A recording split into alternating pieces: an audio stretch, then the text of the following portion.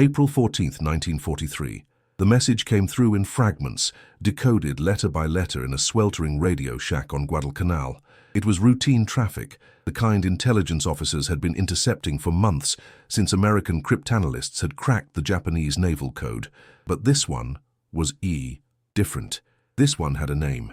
This one had a time. This one had coordinates. Admiral Isoroku Yamamoto, architect of Pearl Harbor, commander of the combined fleet, the man whose strategic genius had brought the United States Navy to its knees in the first year of the war, would be flying from Rabaul to Bougainville on the morning of April 18th. His itinerary was precise, his route was predictable, his escort would be light. And for the first time since December 7, 1941, the United States had the opportunity to kill him. The intelligence reached Washington within hours. Secretary of the Navy Frank Knox brought it to President Roosevelt personally. The decision took minutes. Yamamoto had to die, not as an act of revenge, though revenge was owed, not as a symbolic victory, though symbols mattered. Yamamoto had to die because he was irreplaceable. The Japanese Navy had brilliant officers. It had aggressive commanders. It had men willing to die for the emperor, but it had only one Yamamoto, the only admiral who could read American strategy, anticipate American moves, and adapt faster than the U.S. Pacific Fleet could respond. Remove him and you didn't just remove a leader. You removed the brain of the entire Japanese naval war machine. The problem was distance. Yamamoto's flight would depart Rabaul at 0600 hours and arrive at Kahili Airfield on Bougainville at 0945. The only American base within theoretical range was Henderson Field on Guadalcanal, a muddy strip carved out of jungle, still under intermittent bombardment, still thick with malaria and dysentery, still barely functional after months of savage fighting. And even from Henderson, the distance to Bougainville was 435 miles one way. That meant 870 miles round trip, over open ocean, with no navigational aids, no margin for error, and no backup if something went wrong. The only American fighter with the range to even attempt it was the Lockheed P-38 Lightning. Before we go further, take a second to subscribe, because every week we uncover the machines, the tactics, and the engineers who turned impossible missions into history. The P-38 was a strange aircraft, twin-boom, twin-engine, with a central nacelle that looked like it had been grafted onto the frame as an afterthought. It was fast, over 400 miles per hour in level flight. It was heavily armed, 120mm cannon and 4 50 caliber machine guns mounted in the nose, all firing forward with no synchronization issues, and it had range. More range than any single-engine fighter in the Pacific, but not enough. Not for this. A standard P-38G, fully fueled, could manage about 450 miles of combat radius under ideal conditions. That assumed cruising speed, minimal maneuvering, no combat, and a direct return to base. The Yamamoto intercept required 435 miles just to reach the target area, and that was assuming perfect navigation across featureless ocean with no landmarks, no radio guidance, and no room for course correction. Then there was the intercept itself, then the dogfight, then the return. The math didn't work. On the evening of April 15th, Major John Mitchell, a soft-spoken fighter pilot from Mississippi who had survived months of combat over Guadalcanal, was summoned to a briefing tent lit by kerosene lamps. Inside were officers from Naval Intelligence, Army Air Forces operations, and a handful of P-38 pilots who had been handpicked for something they hadn't yet been told about. The air inside was thick and hot. Maps covered every available surface, and in the center of the tent, illuminated by a single overhead bulb, was a large-scale chart of the Solomon Islands, with a red line drawn across it in grease pencil. The line started at Henderson Field. It cut southeast across open ocean. It terminated at a small notation near the southern coast of Bougainville, 0945 Kahili. Mitchell studied the map in silence. Then he looked at the intelligence officer. How far? 435 miles, maybe more if you have to adjust for weather. Mitchell didn't respond immediately. He walked to the map, measured the distance with his thumb, and did the mental arithmetic. Every fighter pilot in the Pacific had learned to do instinctively. Fuel burn, cruise speed, headwinds, reserve margins. Then he shook his head. We can't make it. You have to. I'm telling you we can't. Not in a 38. Not with standard fuel. We'd flame out over open water 50 miles from home. The intelligence officer leaned forward. His voice was quiet, but there was weight behind it. "Major, the target is Yamamoto." The tent went silent. Mitchell stared at the map. Then he looked at the other pilots. None of them said anything. They didn't need to. They all understood what this meant. Yamamoto wasn't just another target. He was the target. The man who had planned Pearl Harbor. The man who had sunk the Lexington, the Yorktown, the Hornet.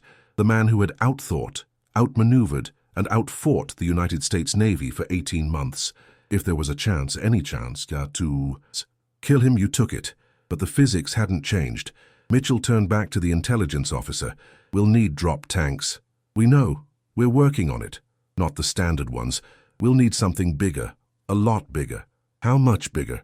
Mitchell walked back to the map and traced the red line with his finger. He calculated fuel consumption at cruise power, accounting for the weight of the external tanks, the drag penalty, the need for reserve fuel in case they missed the intercept window. Then he did the math again, because the first time the number seemed impossible. 300. 10 gallons per tank, and we'll need 2 of them. One of the other pilots, a captain named Tom Lanphier, let out a low whistle.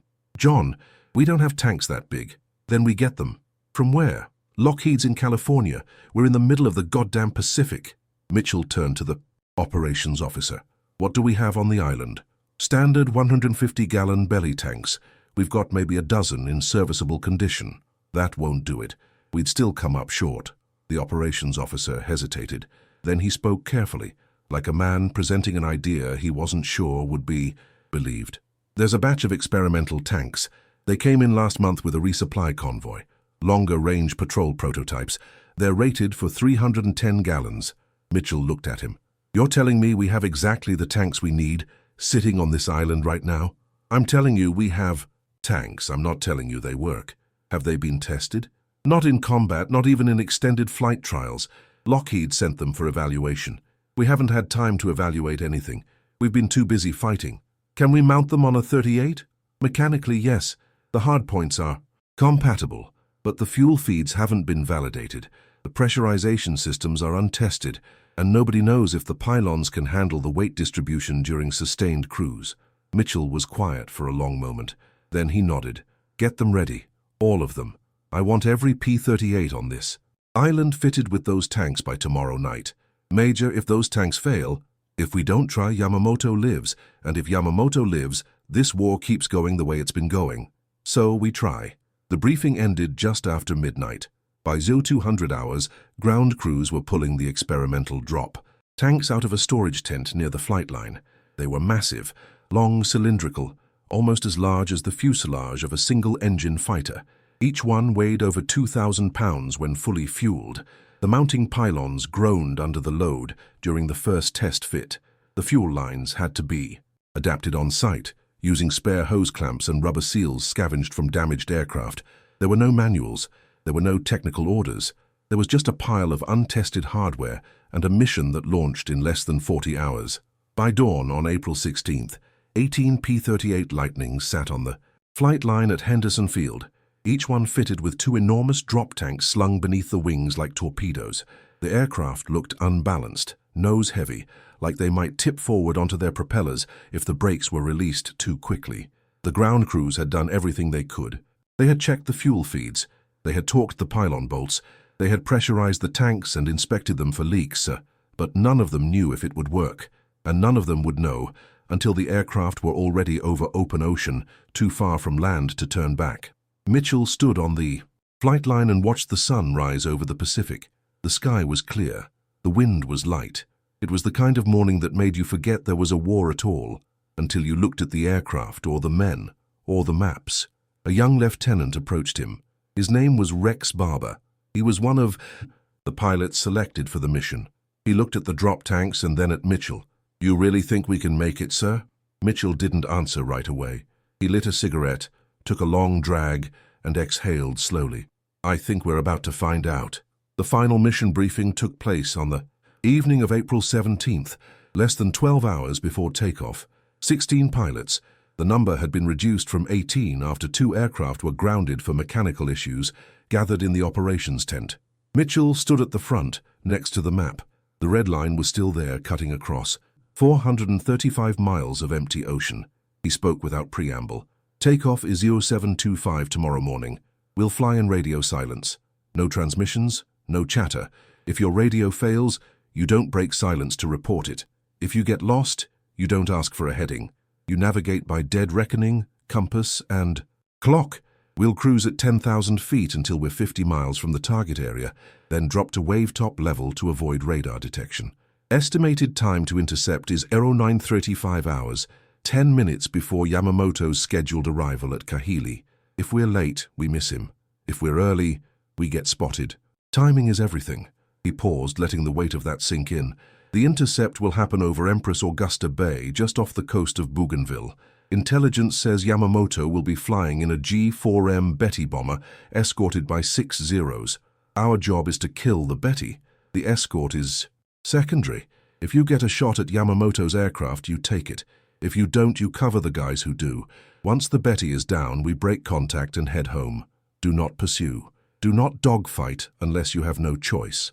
We have just enough fuel to make it back. Anything extra, any maneuvering, any afterburner, any combat that lasts more than 2 minutes, and we don't make it home. One of the pilots raised his hand. Sir, what if the tanks don't feed? Then you drop them and turn back. And if they feed, but we burn through them faster than expected, then you ditch in the ocean and hope, and the Navy picks you up before the Japanese do. The pilot nodded slowly. No one else asked questions. Mitchell looked at each of them in turn. Gentlemen, this is the most important mission any of us will ever fly. Yamamoto is the reason we've been losing. He's the reason Pearl Harbor burned. He's the reason the Lexington is on the bottom of the Coral Sea. Tomorrow we have a chance to take him off the board, not because we're better pilots, not because we're braver, but because we have longer legs than they think we do. He tapped the map. This mission succeeds because of fuel, because of range, because some engineer at Lockheed figured out how to cram 310 gallons into a tank, and some ground crew on this island figured out how to bolt it onto a fighter. That's it. That's the whole game. We're not faster, we're not tougher, we just fly farther. He folded the map. Get some sleep, we launch at first light. The pilots filed out into the night. The jungle around Henderson Field was alive with sound. Insects, distant rain, the low rumble of generators keeping the lights on in the hospital tents. The air smelled like fuel and wet earth and rotting vegetation. It was the smell of Guadalcanal, the smell of survival, the smell of a war that hadn't been won yet but might be if everything went right tomorrow. Mitchell didn't sleep. He spent the night going over the navigation charts, checking fuel calculations, running through scenarios in his head. The mission plan was simple. The execution would not be. They would fly southeast for over an hour, skimming the ocean at low altitude to avoid detection. They would navigate by compass alone, with no radio beacons, no landmarks, no way to confirm their position until they saw land. If the winds were different than forecast, they would miss the intercept. If the timing was off by even 5 minutes, they would arrive too early or too late. And if the drop tanks failed, if the fuel didn't feed, if the pressurization didn't hold, if the pylons cracked under the strain, then the entire mission collapsed. But the tanks were all they had. At 700 hours on April 18, 1943, the first P-38 Lightning rolled onto the runway at Henderson Field. The twin engines roared to life, synchronized, smooth. The propellers bit into the humid morning air. The drop tanks hung heavy beneath the wings, straining against the pylons, filled to capacity with 620 gallons of high-octane fuel. Mitchell taxied into position. He ran through the pre-flight checklist one last time. Fuel pumps, on. Mixture, rich. Propeller pitch, full forward. Flaps, takeoff position. He looked down the runway. It was short, barely 5,000 feet, and the P-38 was overloaded by more than a ton. If he didn't rotate by the halfway point, he wouldn't clear the trees. He pushed the throttles forward. The engines screamed. The aircraft lurched, hesitated, then began to roll. Slowly at first, then faster. The tail came up. The jungle blurred past on both sides. He pulled back on the yoke. The nose lifted, the wheels left the ground, and for the first time in the history of the Pacific War, an American fighter flew with enough fuel to reach a target 435 miles away. 15 more P-38s followed him into the sky. They formed up over the ocean. 4 flights of 4 staggered in altitude. Mitchell led the attack flight. Captain Tom Lanphier led the cover flight. The rest spread out in loose formation, maintaining radio silence, checking their instruments, calculating fuel burn against time. The sun was low on the horizon, casting long shadows. Across the water, the ocean below was empty. No ships, no islands, just endless blue. Mitchell checked his watch, 0732 hours. He checked his compass, heading 155 degrees. He checked his fuel gauges, drop tanks feeding normally. So far, so good. They flew for an hour in complete silence, no radio, no landmarks. Just the sound of engines and the faint hiss of wind over the canopy. Every few minutes, Mitchell glanced at his fuel gauges. The drop tanks were draining steadily. The internal tanks were still full. If the calculations were correct, they would reach the intercept point with just enough fuel to fight, turn around and make it home. If the calculations were wrong, they would ditch in the ocean. At 8:30 hours, Mitchell saw the first hint of land on the horizon, a low, dark line that resolved slowly into the southern coast of Bougainville. He checked his watch again. They were exactly on schedule. He dropped altitude, leading the formation down to wave-top level, skimming 50 feet above the water. At this altitude, they were invisible to Japanese radar, but they were also committed. If they were spotted now, there was no time to climb, no time to maneuver. They would have to fight at sea level, with no altitude advantage, no energy reserve, and no margin for error. At 0934 hours, 1 minute ahead of schedule, Mitchell saw them. Two aircraft low over the water heading northwest toward Kahili. One was a G-4M Betty bomber, twin-engine, painted in standard, Japanese Navy green. The other was an identical Betty, flying in loose formation, and above them, circling like hawks, were 6 A6M0 fighters. Mitchell keyed his radio once, a single click, the signal to attack. Then he pushed the throttles forward and dove. The Japanese never saw them coming. The P-38s came in from below and behind, engines screaming, closing at over 400 miles per hour. Lanfear's flight broke left to engage the Zeros. Mitchell's flight went straight for the Bettys. Mitchell locked onto the lead bomber. His finger hovered over the trigger. He closed to 200 yards. 150. 100. The Betty filled his gun sight. He squeezed the trigger. The 20mm cannon roared. The 450 caliber machine guns hammered. Tracers laced through the air. The Betty's right engine exploded. Smoke poured from the wing root. The bomber yawed hard to the left, losing altitude, trailing fire. As he emitted 20,000 characters reached, say okay to continue. Tentar novamente. Gork Rex Barber pulled up alongside Mitchell and fired a long burst into the Betty's fuselage. The rounds punched through the thin aluminum skin, walking from tail to cockpit. The bomber's left engine began to stream white, coolant vapor. The aircraft was dying, but it was still flying. It nosed down toward the jungle canopy below, trailing black smoke, losing speed. Mitchell checked his altitude, 1,500 feet. Not enough room to follow them down. He pulled up hard, scanning for threats. Above him, Lanfear's cover. Flight was tangled with the Zeros. Tracers crisscrossed the sky. One Zero spun past in a vertical climb, trying to stall out a pursuing P-38. Another broke hard right, snap-rolling to shake a burst of fire. The dogfight was vertical, chaotic, and burning fuel at a catastrophic rate. Mitchell keyed. His radio. Break contact. Break contact now. We're Winchester on time. Lanfear's voice came back, clipped and breathless. Confirming kill on lead Betty. It's down. Yamamoto is down. Mitchell didn't acknowledge. He rolled his aircraft southwest, back toward Guadalcanal, and checked his fuel gauges. The drop tanks were empty. He toggled the release. The tanks fell away, tumbling toward the ocean below. His internal fuel read 180 gallons, exactly what the calculations had predicted. Just enough to get home. Just enough if nothing went wrong. Behind him, the other P-38s were breaking, off one by one, disengaging from the Zeros and turning for home. One aircraft was trailing smoke from the left engine. Another had taken cannon fire through the wing, but they were all still flying. Below, somewhere in the jungle near Buin, the lead Betty bomber had crashed into the trees. Smoke rose in a black column visible for miles. Japanese ground crews were already running toward the wreckage. They would find the fuselage broken in half, the tail section separated, the cockpit crushed, and inside, still strapped into his seat, they would find Admiral Isoroku Yamamoto, dead from multiple gunshot wounds, killed instantly when the P-38s opened fire. The architect of Pearl Harbor was gone. Mitchell didn't know that yet. He wouldn't know it for hours. Right now, All he knew was that they had hit something, and it was time to go home. He settled into cruise configuration, leaned the fuel mixture, and began the long flight back across empty ocean. The return leg was worse than the outbound. There was no adrenaline now, no target to focus on, just fuel gauges ticking downward and the endless blue horizon ahead. At 10:45 hours, one of the P-38s called out on the radio. "Lead! This is Red 3.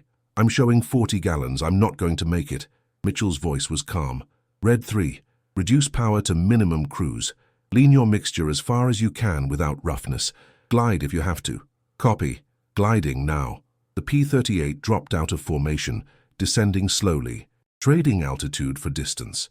The pilot was trying to stretch every gallon, every mile, every minute. If he could get within 50 miles of Guadalcanal, there was a chance a Catalina flying boat could reach him before he went down. If he couldn't, he would ditch in open ocean and hope someone saw. The splash. At 11:12 hours, another voice. "Lead Red 3, I'm out. Engines just quit. I'm putting her down." Mitchell watched the P-38 descend in a shallow glide, the propellers windmilling, the aircraft perfectly controlled.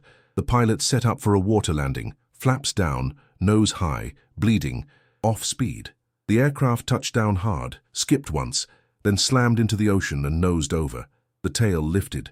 The fuselage rolled inverted. For a moment, there was nothing but white water and wreckage. Then the canopy popped open. The pilot crawled out onto the wing, inflated his life vest, and slid into the water. He waved once toward the remaining aircraft, treading water, waiting for rescue. Mitchell marked the position on his chart and called it in. A Catalina would be dispatched. The pilot would be picked up. He would survive. But the P-38 was gone, sunk in 6,000 feet of water. Another piece of wreckage in a war that had already consumed thousands of aircraft and tens of thousands of men. At 11:48 hours, Henderson Field appeared on the horizon. Mitchell had 22 gallons of fuel remaining. He lowered his landing gear, dropped his flaps, and lined up on final approach. The runway was short and rough, cratered from Japanese shelling, patched with crushed coral and steel matting. He touched down hard, braked, and rolled to a stop. The engines coughed once, sputtered, and died. He had flown for 4 hours and 16 minutes. He had covered 870 miles, and he had arrived with less than 10 minutes of fuel remaining. 13 P-38s returned to Henderson Field that afternoon. One had ditched at sea. One had been forced to land at an emergency strip on the Russell Islands with battle damage, but 13 had made it home, and the mission had been completed. Yamamoto was dead. The confirmation came 3 days later, intercepted from Japanese communications and decoded by the same cryptanalysts who had provided the original intelligence. The Japanese Navy announced that Admiral Yamamoto had been killed in action during an inspection tour of forward positions in P-38, the Solomon Islands. His death was attributed to enemy air action. No further details were provided. In Washington, the news was met with quiet satisfaction. President Roosevelt was informed personally. He nodded once, thanked the intelligence officer, and said nothing more. There would be no public announcement, no press release, no celebration. The United States could not reveal that it had broken Japanese naval codes, and so the greatest intelligence coup of the Pacific War would remain classified for years. But within the military, word spread quickly. Yamamoto was dead. The man who had planned Pearl Harbor, the man who had sunk 4 American carriers in the first 6 months of the war, the man who had outthought every American admiral in the Pacific, he was gone, killed by a fighter that shouldn't have had the range to reach him, killed by a mission that shouldn't have been possible. The P-38 Lightning had been designed by Lockheed as a high-altitude interceptor, built to defend the continental United States from enemy bombers that would never come. It was fast, heavily armed, and long-ranged, but it was also complex, expensive, and difficult to maintain. In the hands of inexperienced pilots, it was unforgiving. The twin engines had to be perfectly synchronized or the aircraft would yaw violently. The turbochargers were temperamental and prone to failure in tropical climates. The cockpit heating system was inadequate at altitude, leaving pilots frostbitten during high-altitude missions over Europe. But it had one feature that no other American fighter could match: range. The external drop tanks that made the Yamamoto mission possible were not standard equipment. They were experimental prototypes, developed by Lockheed engineers in California and shipped to the Pacific for evaluation. Each tank held 310 gallons of fuel, more than twice the capacity of a standard drop tank. They were pressurized, self-sealing, and designed to feed fuel under all flight conditions, but they had never been tested in combat. They had never been flown on a mission longer than 200 miles, and no one knew if they would work. The ground crews at Henderson Field installed them anyway. They adapted fuel lines. They reinforced mounting pylons. They torqued bolts and checked connections and did everything they could with the tools and materials they had. And when the P-38s took off on the morning of April 18th, those tanks worked exactly as designed. They fed fuel smoothly. They didn't leak. They didn't crack. They gave the P-38s just enough range to reach Bougainville and return, with almost nothing to spare. That margin, the difference between 450 miles of combat, radius and 435 miles to target, was the difference between success and failure. It was the difference between killing Yamamoto and letting him live. And it was the product of engineering that had been done months earlier by people who had no idea their work would be used to assassinate the commander of the Japanese combined fleet. The drop tanks were manufactured by Lockheed's Burbank facility in late 1942, part of a broader effort to extend the range of American fighters in the Pacific. Engineers had calculated that standard 150-gallon tanks were insufficient for long-range missions over open ocean, and they had designed a larger tank to address the problem. But the new tanks were heavier, more complex, and more expensive. The Army Air Forces was hesitant to adopt them. Production was limited. Most units never received them. Henderson Field got a shipment in March 1943 almost by accident. They were included in a resupply convoy that had been intended for another base, but the convoy was diverted due to Japanese naval activity. The tanks sat in a storage tent for weeks, unused, while the air war over Guadalcanal consumed every available aircraft and every available pilot. No one had time to test experimental hardware. No one had time to validate fuel systems or check pylon strength or run flight trials. And then the Yamamoto intercept came through, and suddenly those untested tanks were the only thing standing between mission success and mission failure. Major John Mitchell didn't know any of this when he ordered the tanks installed. He didn't know they were experimental. He didn't know they had never been combat tested. He just knew they were rated for 310 gallons, and 310 gallons was exactly what the mission required. So he used them. That decision he made in a tent on Guadalcanal under pressure, with incomplete information, was the hinge on which the entire mission turned. If the tanks had failed, the P-38s would have run out of fuel over open ocean. If the tanks had leaked, the mission would have been aborted. If the fuel feeds had malfunctioned, the pilots would have ditched at sea. But the tanks worked, and because they worked, Yamamoto died. The engineering that made that possible was not glamorous. It was not heroic. It was slide rules and wind tunnel tests and stress calculations done by men in California who would never see combat. It was production lines in Burbank, assembling tanks under fluorescent lights, welding seams and testing valves, and packing them into crates for shipment overseas. It was logistics officers routing supplies through Pearl Harbor, loading them onto cargo ships, and delivering them to forward bases that were still under attack. It was the war behind the war of fuel capacity and manufacturing tolerances and supply chains that stretched across an ocean. And it was just as important as the dogfight over Bougainville, because wars are not won by courage alone. They are won by logistics, by fuel, by the ability to put aircraft where they need to be, when they need to be there, with enough range to complete the mission and return. The P-38 pilots who flew the Yamamoto intercept were brave, skilled, and disciplined, but they were also flying machines that had been engineered to do something that no other fighter in the world could do: fly 870 miles over open ocean, fight a battle, and come home. That capability didn't exist by accident. It existed because engineers at Lockheed had designed an aircraft with twin engines, long wings, and efficient fuel consumption. It existed because metallurgists had developed aluminum alloys strong enough to build drop tanks that could withstand the stress of high-speed flight. It existed because fuel chemists had refined high-octane gasoline that burned cleanly and delivered maximum power. And it existed because ground crews on a muddy airstrip in the Solomon Islands had installed untested hardware on combat aircraft and trusted that it would work.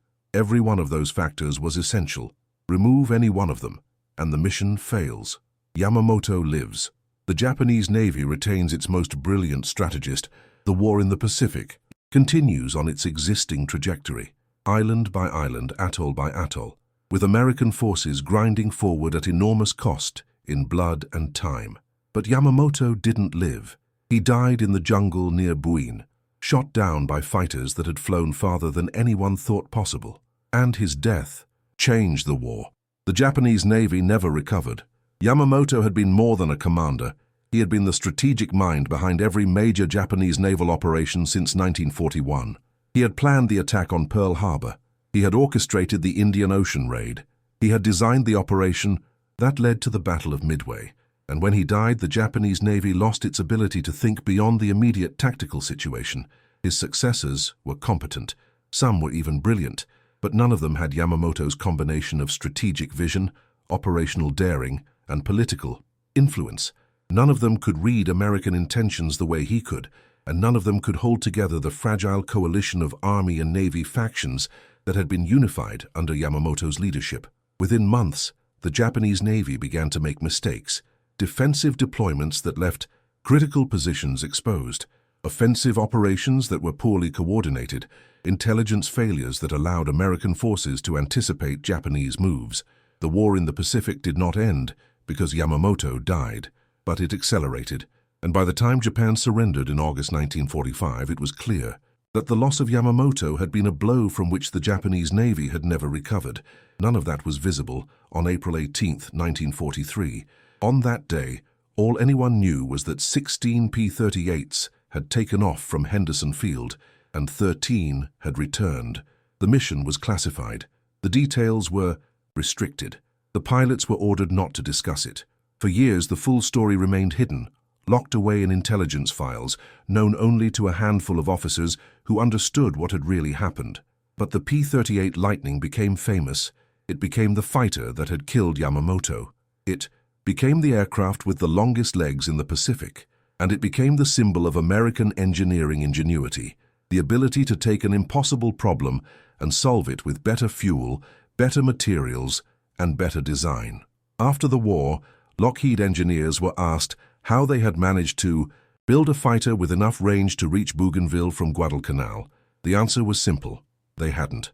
The P-38G, as originally designed, didn't have that much range.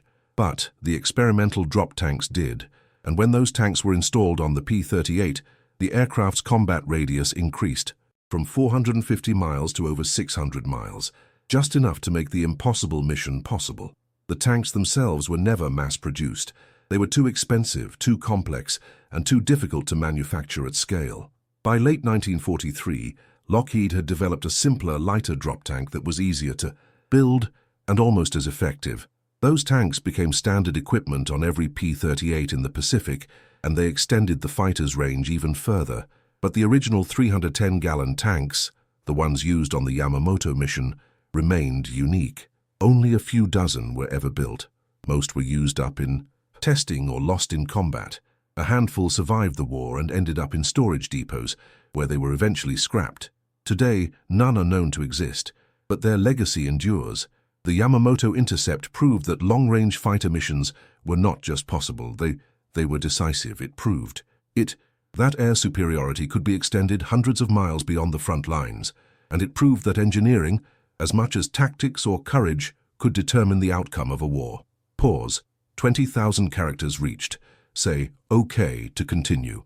Tentar novamente gok, the lessons of the Yamamoto mission, rippled outward. Within weeks, the Army Air Forces began prioritizing long-range escort fighters for missions over Europe. The P-38 was already flying bomber escort missions over Germany, but it was plagued by engine failures in the cold, high-altitude environment.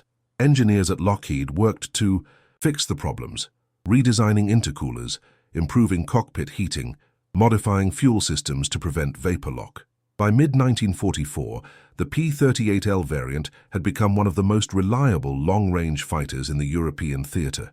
But the real breakthrough came with the P-51 Mustang. Equipped with external drop tanks, the Mustang could escort bombers all the way to Berlin and back, a round trip of over 1,200 miles. That range, combined with the Mustang's speed and agility, allowed American bombers to strike deep into German territory without suffering catastrophic losses. The strategic bombing campaign that crippled German industry and shattered the Luftwaffe would not have been possible without long-range fighters, and long-range fighters would not have been possible without the engineering lessons learned in the Pacific. It all traced back to fuel capacity, to drop tanks, to the realization that range was not a fixed characteristic of an aircraft. It was a design parameter that could be extended, optimized, and improved. The engineers who figured that out were not thinking about Yamamoto. They were thinking about how to get fighters to fly farther, burn less fuel, and return home safely. But their work enabled the most consequential air-to-air kill of the Pacific War, and it didn't stop there. In 1944, American forces began planning the invasion of Japan. The distances involved were staggering. From Iwo Jima to Tokyo was over 700 miles. From Okinawa to the Japanese home islands was nearly 400 miles. Any fighter escort mission would require unprecedented range, far beyond what even the P-51 could achieve with standard drop tanks. Engineers went back to the drawing board.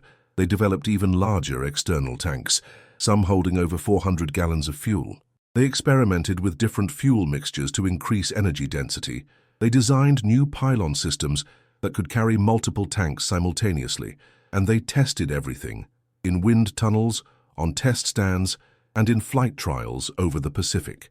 By the summer of 1945, American fighters could fly over 1,000 miles on a single mission.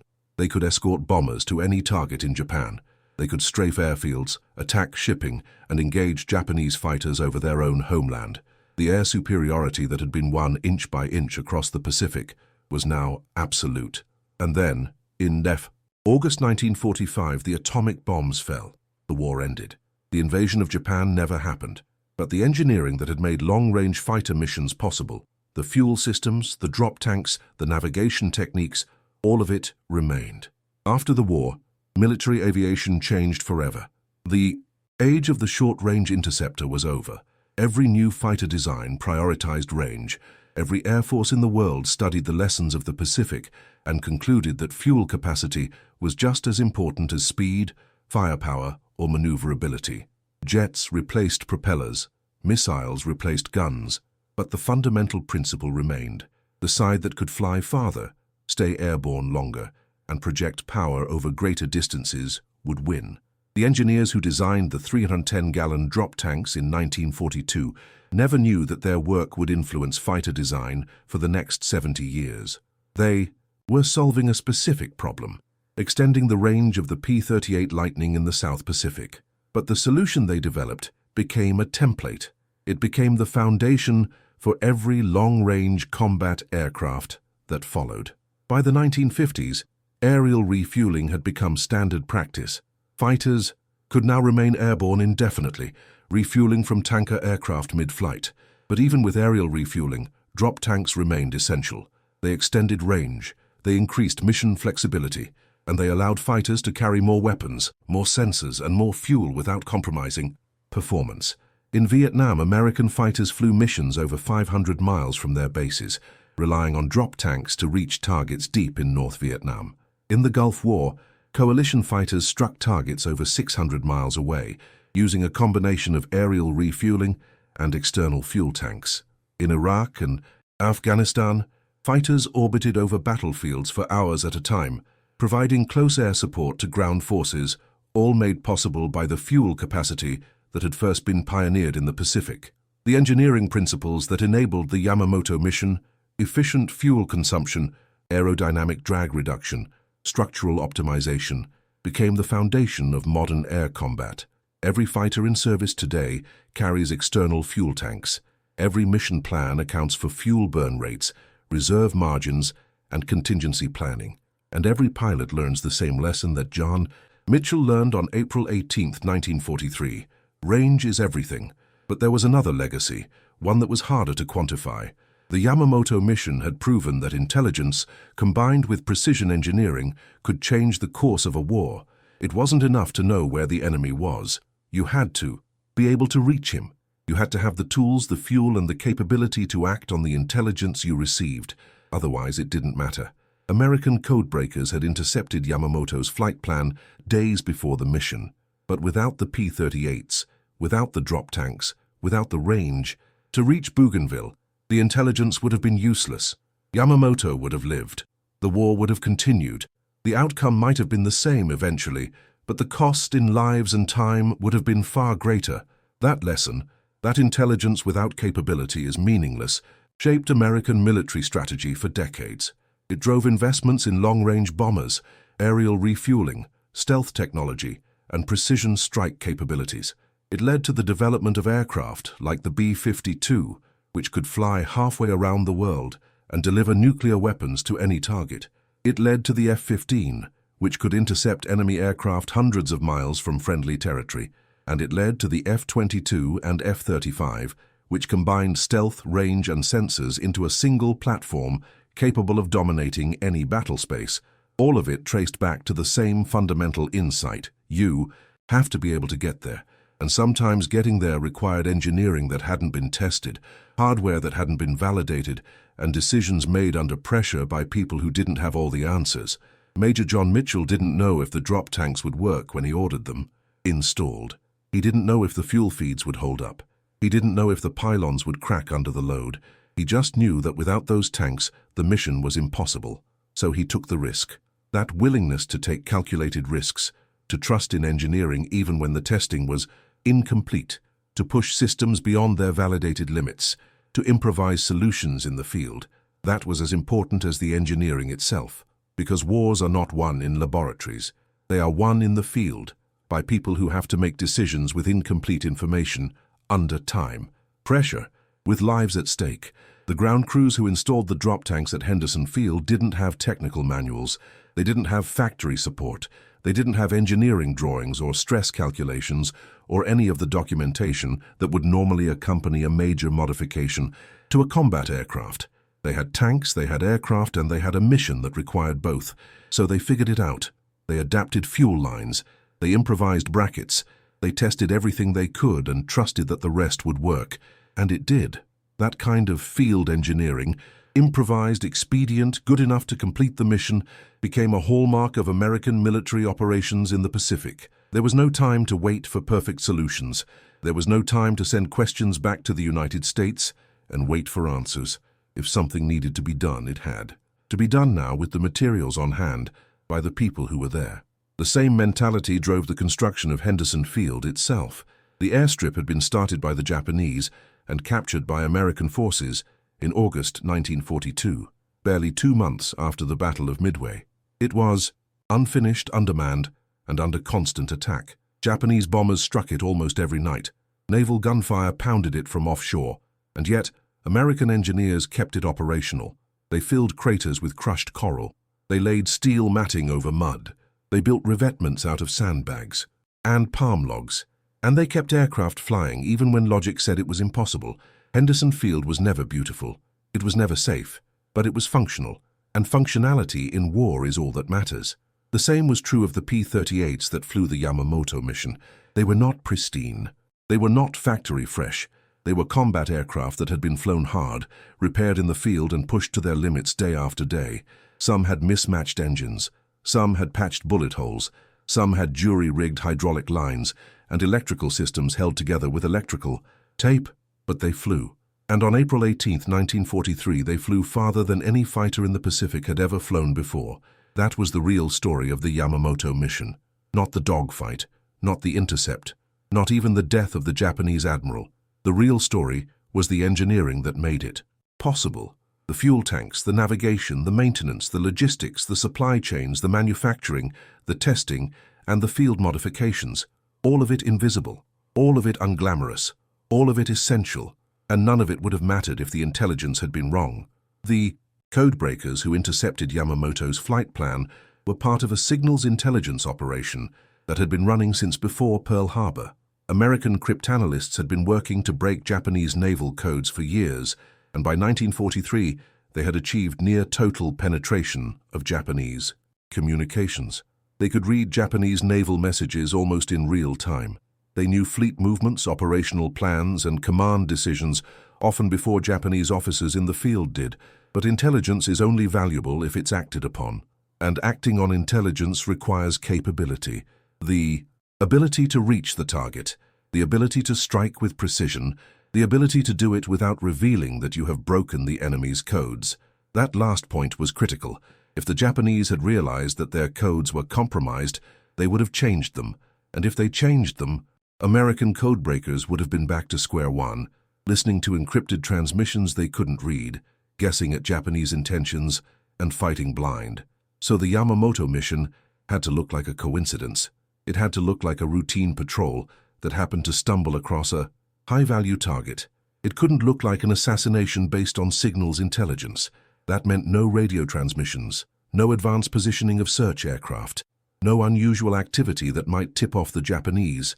The P-38s had to fly in radio silence, navigate by dead reckoning and intercept Yamamoto's aircraft at the exact time and place where intelligence said he would be, all without giving any indication that they knew he was coming, and they pulled it off.